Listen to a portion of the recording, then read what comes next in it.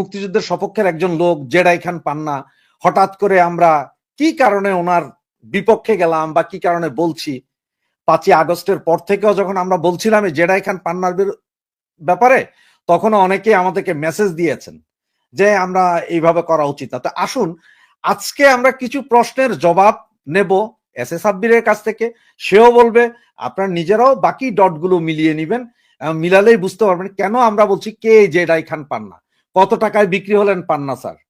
এই সবগুলো বিষয় নিয়ে আমরা আলোচনা করব। চলুন আমরা সরাসরি সাব্বিরের কাছে চলে যাই। সাব্বির ভাইয়া, কি অবস্থা আপনার? আছি, ভালো আছি। তবে আপনার উপস্থাপনা থেকে যেই ধরনের তথ্য পেলাম, এখানে আমি আপনাকে একটা কোশ্চেন করতে চাই ভাই হিসেবে। জি, তার আগে আপনি এটা বলেন তো, জুলাই যে অভ্যুত্থানটা হয়েছে, এটা কি মানে গণ অভ্যুত্থান ছিল না ষড়যন্ত্র ছিল? এটা তো পুরোটা ষড়যন্ত্র ছিল। এটা ষড়যন্ত্র না থাকলে, হুম। ষড়যন্ত্র যদি না থাকতো, সম্ভবত আমাদের এই জেডাই খান পান্না স্যার এবং আরেকজন জামাত ব্যক্তির ছেলে একসাথে হয়ে, মনে আছে সে 29শে জুলাইয়ের কথা?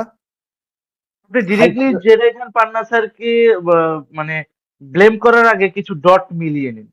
তারপর আপনি সিদ্ধান্ত নিবেন যে আপনি তাকে ভালো বলবেন না খারাপ বলবেন। যেহেতু সে সিনিয়র পারসন, আমাদের অত্যন্ত সম্মানিত ব্যক্তি, অবশ্যই, শ্রদ্ধেয় ব্যক্তি। তার প্রতি শ্রদ্ধা রেখেই বলছি যে এই যে জুলাই, এটা ষড়যন্ত্র না বিপ্লব? এটা যদি আপনি বিপ্লব বলেন তাহলে জেডাই খান পান্না ওকে, রাইট, সে তার জায়গায় রাইট আছে। আর যদি আপনি এটাকে ষড়যন্ত্র বলেন যে না এটা জুলাই ষড়যন্ত্র, তাহলে আপনাকে কিছু জিনিস ফাইন্ড আউট করতে হবে যে ষড়যন্ত্রটা কিন্তু একদিনে হয় না, দীর্ঘদিনের একটা প্ল্যান থাকে, দীর্ঘদিনের একটা কর্মযজ্ঞ থাকে। এই প্ল্যানের মাঝে বিষয়টা হয় কি, ধরেন এখন রানিং যে কাজটা করবে সে ব্যক্তির একটা দায়িত্ব থাকে, আবার আজ থেকে 10 বছর পর এই লোকটাকে কাজে লাগাবো, এখন থেকে তাকে ধীরে ধীরে ধীরে ধীরে ওই মতাদর্শের লোকের কাছে ভিড়ায় দিব, যেটাকে বলি আমরা ওয়ান কাইন্ড অফ গুপ্তচর বৃত্তি। হ্যাঁ, মানে শুভাকাঙ্ক্ষী কার্ড যেটাকে বলা হয়। আপনি যাকে বন্ধু মনে করছেন, আপনি জানেন না তার মনে কি আছে, কিন্তু তাকে যে আপনি বন্ধুত্বের জায়গায় স্থান দিবেন, এটার জন্য দীর্ঘদিন তাকে আপনাকে মার্কেটিং করাইতে হবে, এবং সেটাই করা হয়েছে। কেন বলছি সেটা করা হয়েছে, এটার প্রমাণ আছে। প্রমাণটা আমি আগে বলি।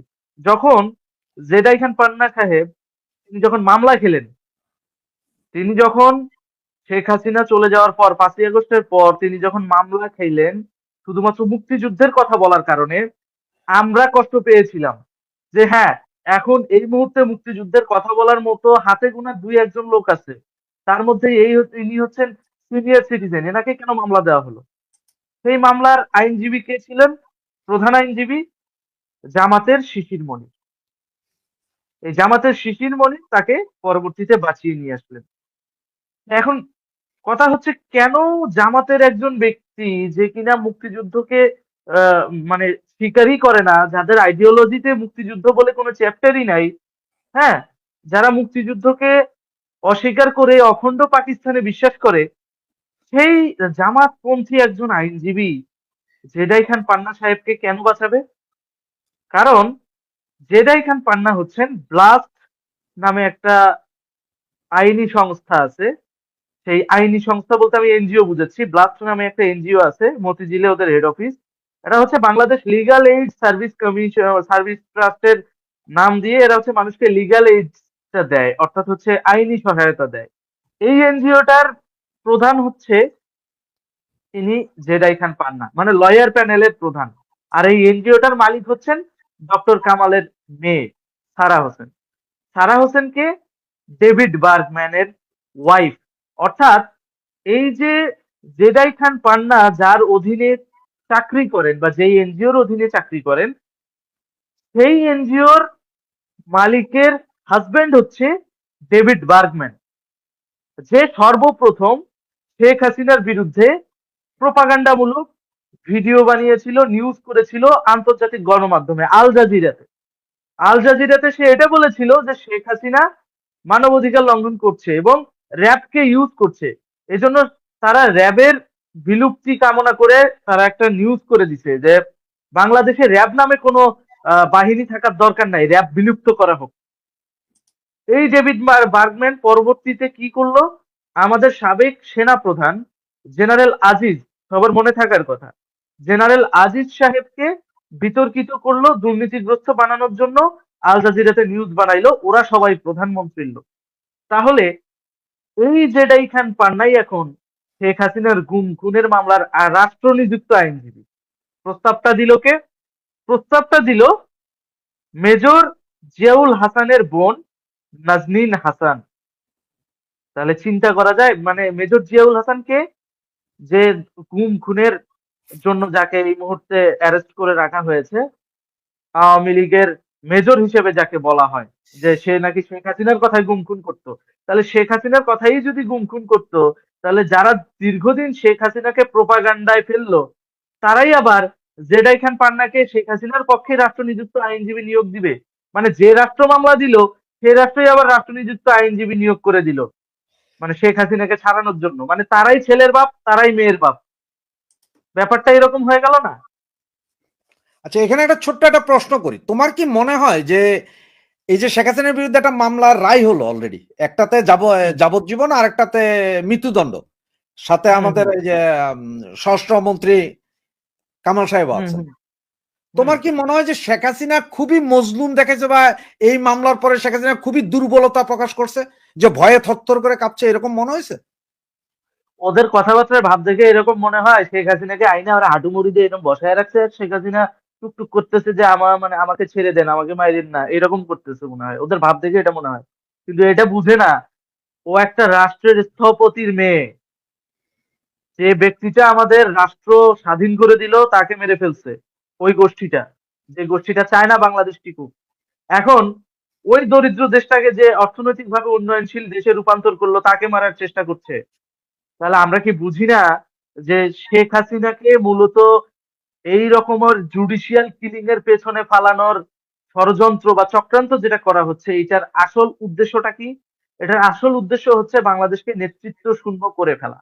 আর কিছু কিছু শুভাকাঙ্ক্ষী সেজে, কিছু কিছু আইনজীবী, কিছু কিছু আইনের ধারার লোক, এমনকি আমাদের দেশের গোয়েন্দা সংস্থার জামাতপন্থী লোকগুলোও কিন্তু আমাদের আওয়ামী লীগের লোকজনের আশেপাশে ঘুরঘুর ঘুরঘুর ঘুরঘুর করতেছে।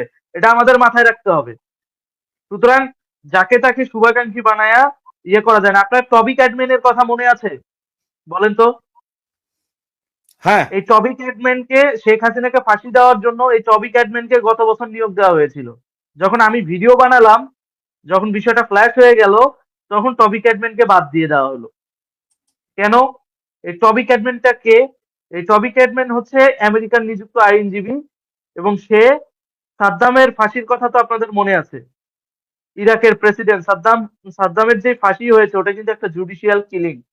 এবং সেখানে এই টবি ক্যাডম্যান আইনজীবী হিসেবে ছিল, এবং আইনি ষড়যন্ত্রটা ওরাই করেছিল ওই সময়। ঠিক তেমনি শেখ হাসিনাকে ফাঁসি দেওয়ার জন্য, শেখ হাসিনাকে আইনি মানে মাইর প্যাচে ফালানোর জন্য ব্লাস্ট এনজিও কাজ করছে বর্তমানে। এটা আপনি মানেন? যদি ব্লাস্ট না এবং মানেন অধিকার। তাহলে, হ্যাঁ, ব্লাস্ট এবং অধিকার, সাথে আরেকটা আছে মায়ের ডাক। মায়ের ডাক এনজিও সম্পর্কে আপনার আইডিয়া আছে কিনা আমি জানি না। মায়ের ডাক এনজিও কি করে? ওই শিশু বাচ্চা যেগুলো, ওই যে আমরা রাস্তাঘাটে যেগুলো পাওয়া যায়, মানে যাদেরকে পরিত্যক্ত বাচ্চা বলি, এদেরকে যখন উদ্ধার করা হয়, তখন এদেরকে আবার হচ্ছে ওই যে সমাজসেবা অধিদপ্তরের মাধ্যমে কিন্তু যে কোনো একটা অর্গানাইজেশন বা সংস্থার অধীনে লালন পালন করতে দেওয়া হয়।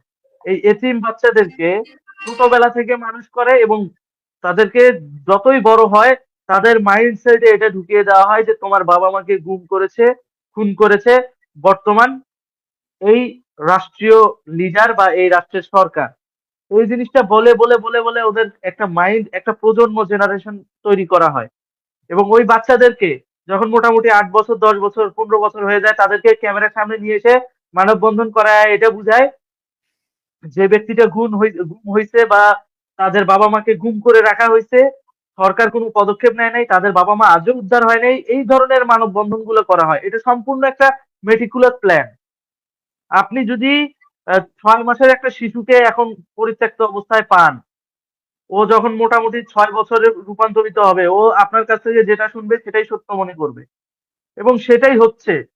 ওই সমস্ত বাচ্চাদেরকে বোঝানো হচ্ছে যে শেখ হাসিনা, সে তো তোমার বাবা মাকে গুম করে ফেলেছে।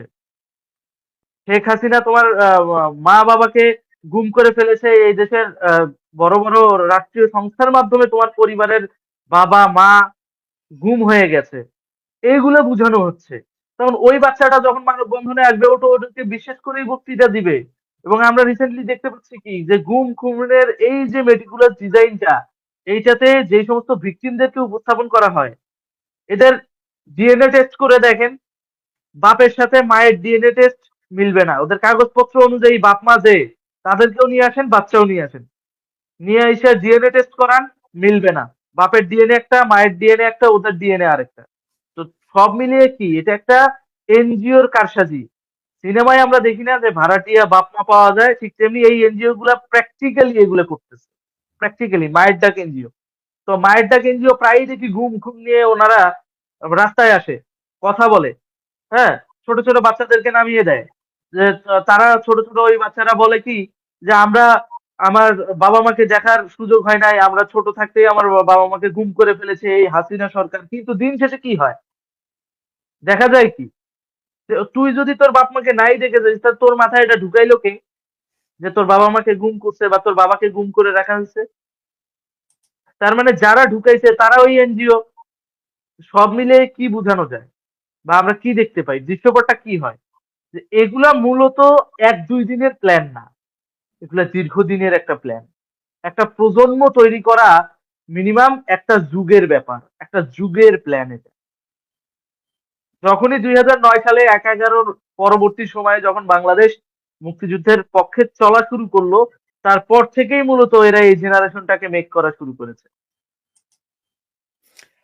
সাব্বির, আমার একটা জিনিস জানা, যেমন জেডাই খান পান্না, উনি গতকালকে টিভি, 2-3টা টিভির সামনে একটা ইন্টারভিউ দিয়েছেন, যে উনি হুম। বললেন যে উনি চেয়েছেন শেখ হাসিনার আইনজীবী হতে, কিন্তু কোর্ট বলছেন যে আপনি শেখ হাসিনার আইনজীবী হতে পারবেন না। এরপরে উনি বললেন যে তাহলে আমি তখন বললাম যে রাষ্ট্র নিযুক্ত আইনজীবী, শেখ হাসিনার পক্ষে রাষ্ট্র নিযুক্ত আইনজীবী। কিন্তু এরপরে আবার ওই এখন যেই মানে কোর্টের যে প্রধান, হুম। আইসিটি কোর্টের যে হুম। রাষ্ট্রের পক্ষে যে আইনজীবী, তিনি বললেন যে ওনাকে আমরা নিয়োগ দিয়েছি যে এই গুম খুন হত্যা মামলার এইসব আসামিদের পক্ষে দাঁড়ানোর জন্য। গুম খুন হত্যা মামলার মূল আসামি কিন্তু এই মুহূর্তে কিন্তু 25 জন সেনা কর্মকর্তা, হ্যাঁ, সাথে জিয়াউল হাসানও আছে। জিয়ল হাসান আছে। এখন কি তোমার কি মানে, আমার মনে হচ্ছে যে ওনাকে এমন ভাবে দাঁড়া করানো হয়েছে যে মানে শেখ হাসিনার ফাঁসি হয়ে যাক, কিন্তু এই 25 জন সেনা কর্মকর্তাকে যাতে বাঁচাই নিয়ে আসতে পারে। কারণ হ্যাঁ, ওনার কারণ যে, আছে তো, কারণ আছে তো, কারণ এই 25 জন সেনা কর্মকর্তা টাকা খায় দীর্ঘদিন ওদের জন্য কাজ করেছে। এখন কিছুদিন হয়তো বা জেলে থাকবে, জেলে তো টাকা থাকলে ওটা রিসোর্টের মতো, এটা আমি আমার আগের সাক্ষাৎকারেও আপনাকে বলেছি। ওরা সেই পর্যাপ্ত ফান্ডিংটা জেলে দিচ্ছে। এখন কথা হচ্ছে শেখ হাসিনার ফাঁসি হয়ে যায় যাক, এদেরকে তো এখন বের করে নিয়ে আসতে হবে, নাটক তো মঞ্চায়ন হয়েই গেছে। আমেরিকার এত ডিজাইন করা বা পশ্চিমা গোষ্ঠীর এত ডিজাইন করার পেছনে কারণ তো একটাই, আমাদের বন্দরগুলো নিয়ে নেওয়া, সেগুলো তো নিয়েই নিছে। আমাদের রাষ্ট্রীয় অনেক সম্পদগুলো লিজ নিয়ে নেওয়া, সেগুলোও তো নিয়ে নিছে। এখন আর দরকার কি, এখন নাটকের শেষ দৃশ্য ক্লাইম্যাক্স চলতেছে, সেগুলো শেষ করে বের করে নিয়ে আসবে, বাস, সেটাই হচ্ছে।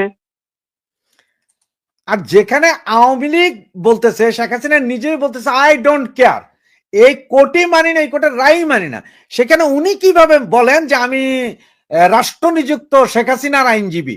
উনি কি আলাদা কোনো ফাইল আনতে পারবেন এই কোর্টে? যেখানে কোর্টটাই অবৈধ, কোর্ট আজকে আইন অনুযায়ী চলছে, যে দেশে কোর্ট বাক স্বাধীনতা বিশ্বাস করে না, যে দেশের কোর্ট কথা বললেই অ্যারেস্ট করে, সেই দেশের কোর্ট কতটুকু স্বাধীন এটা আপনার বুঝতে হবে। যে দেশের কোর্টে মানে ম্যাজিস্ট্রেট আগে থেকেই জেনে যায় যে ওর কি করতে হবে, সে দেশের কোর্ট কতটুকু স্বাধীন? তার মানে কি ওভার দা ফোন যা বলতেছে সেই অনুযায়ী, প্রেসক্রিপশন অনুযায়ী কাজ হচ্ছে। তার মানে এটা বোঝাই যায় যে কোর্টই অবৈধ। সেই কোর্টে আবার বিচার কি? সেই কোর্টের আইনজীবী হয়ে আমি মনে করি বরঞ্চ জেডাই খান পান্না স্যার নিজের সম্মানটাকে নষ্ট করছেন।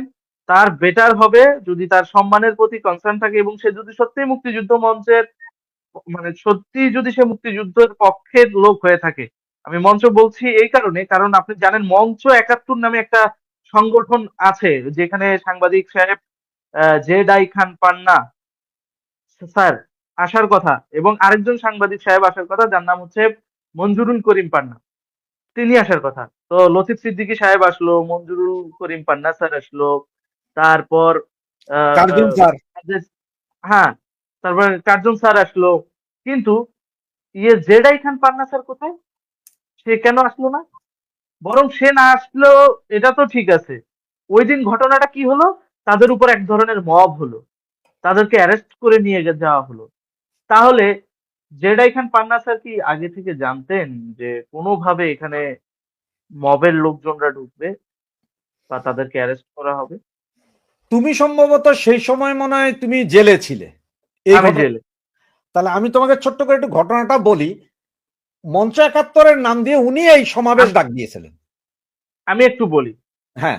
আমি এই ঘটনাটা কিছুটা আন্দাজ করতে পারছি কোথায়, যখন জেলে যেয়ে আমার সাংবাদিক সাহেবের সঙ্গে দেখা হলো, মঞ্জুরুল করিম পান্না। মঞ্জুরুল তার আলম সঙ্গে আমার পান্না। কথা সে যখন তার সঙ্গে আমার দেখা হয়েছে, হ্যান্ডশেক হয়েছে, সে আমাকে এটাও বলেছে যে তুই তো জেলের ভিতরে এসে বেশ মোটাও হয়ে গেছো, এবার বলতেছে। কিন্তু এই যে পয়জনিং এর কারণে যে ফুলতেছি এটা আর বুঝে নাই।